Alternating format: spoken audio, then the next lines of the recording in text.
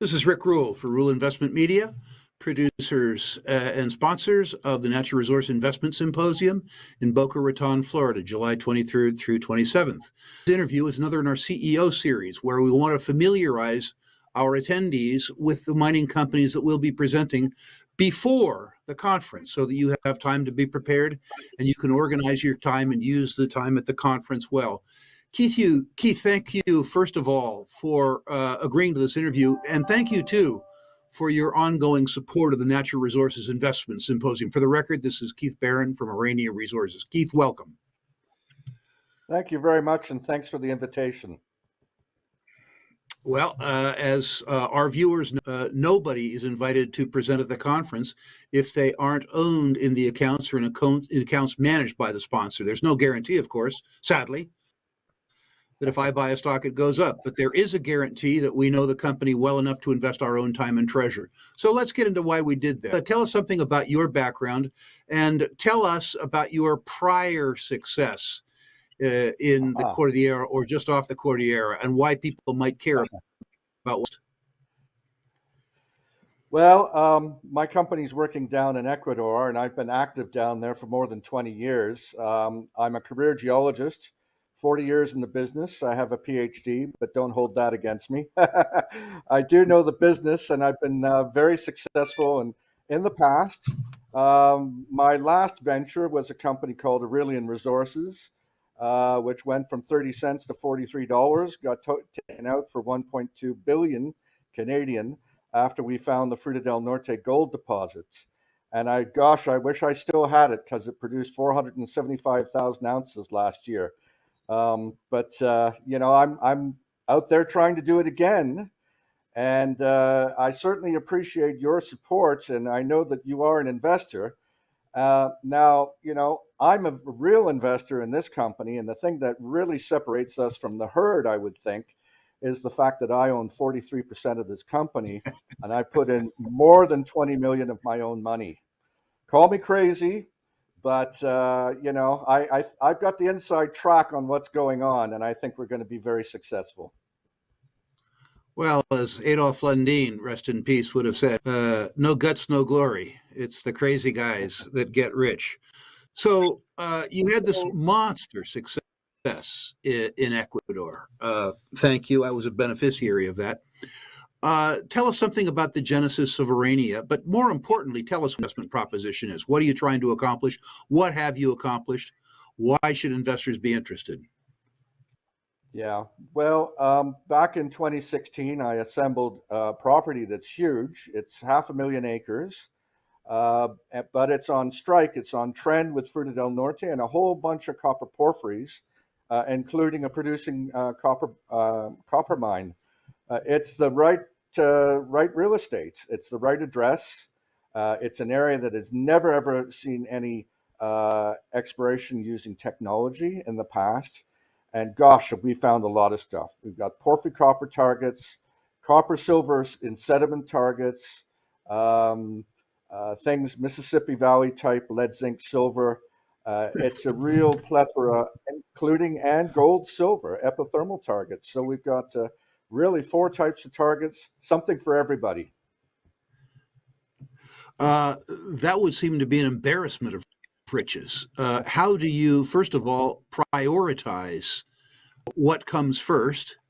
And how do you fund exploring 500,000 acres that's partly tropical jungle, partly Andean foothills with this whole plethora of targets? How do you do that?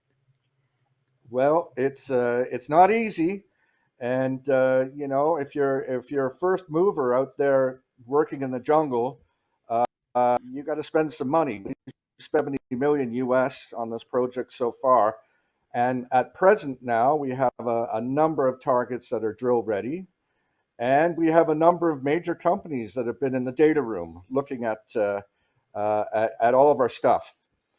Some of them are base metal companies. Some of them are precious metal companies. As I said, we've got lots of optionality here, and really something for everyone. But I think we're really, really on the cusp of discovery here. We just have to get the drills mobilized and get them out there on the targets.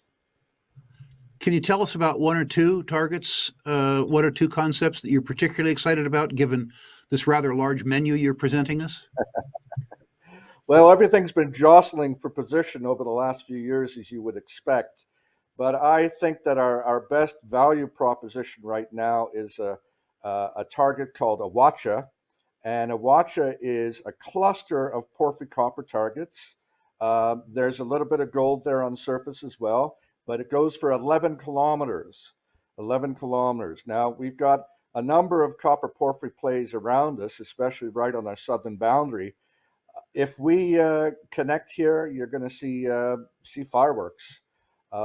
It's essentially very close to drill readiness right now, and yeah, we know it's there. We know it's copper porphyry. We just got to poke a bunch of holes in it. So tell us something about what you see, and I realize that this could be a very broad answer. Tell us something about what you see in the next 18 months that will de-risk some of this portfolio. Tell us about when we might expect real data that answers some unanswered questions around your portfolio. Uh-huh. Well, we are, as always, looking for funding, and you know, Ecuador is going through an election pretty soon. Yes. A couple of the majors are sitting on the sidelines right now to see what happens, but the election will be in August, coming up very, very fast. And yeah, you know, I think that there's a very good possibility that we could have a corporate deal of some sort here, perhaps by the end of the year. And gosh, I would love to be spending somebody else's money on this instead of my own and my investors. But you know, that would be the idea, to have a major, or maybe two, or maybe even three. This is a massive, massive property, and we found stuff from top to bottom. You know, it's got a lot of potential on it, which we've been able to show that in spades. I'm certainly, as you know, very sympathetic to the idea of third-party funding. It's something I've always loved to see. In particular, Keith, I like to see it because when I walk through BHP or Teck or Rio, uh, you know, I see dozens and dozens and dozens of earth scientists and engineers who are slaving away on my behalf and paying for the right to do so. That's always made me feel good. Those partners often bring more than money, and I congratulate you on a land package your size of understanding the desirability, of course, on the right terms, of admitting others. So Yes. what I'm understanding you to say is that two of the most important upcoming potential catalysts are in this order. The elections in Ecuador, which might produce a more attractive outlook for foreign investment, and then the probability of one or more joint venture partners earning in to this land package. Is that accurate? Yeah, yeah. That's more or less what we're looking at. And you know, I've never had any aspirations to put something into production. That's a whole different skill sets. But as you know, it now takes on average about 15 years to get a mine producing.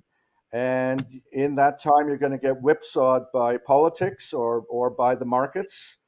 And my idea has always been to make a discovery and punch it right out at the top. Keith, I couldn't agree with you more. I have found that the skill sets involved in discovering a deposit, developing and constructing a deposit, and then operating a deposit are three very different skill sets. And it's the rare Yes. junior that to maintain those three skill sets and the G&A associated with those skill sets in one corporate wrapper. I don't think that there is any shareholder in your former venture that held a $1.2 billion against you, particularly given the 10 or 12 years it took to put the deposit in production after you'd sold it. So you're to be Correct. congratulated, I think, for understanding who you are and what you do. Yeah. And I like the maturity with which you describe what the potential catalysts are. I guess it's a comment I should have understood from your gray beard, but you've been here before. You've made money for investors before. Tell me this, Keith. We like our audience to have a curated view of a company when they look. I like my people to have visited the companies before the conference and then visit them after the conference. And although I want them to paw around the publicly available documentation and paw around the website, I want a living, breathing contact for them. Who at Aurania should my people contact, and how might they find that person? Well, I'm not a rock star, and I'm perfectly approachable. Sometimes even in the middle of the night, but they can email me directly, Keith, Keith, at Aurania.com, and that's AURANIA.com.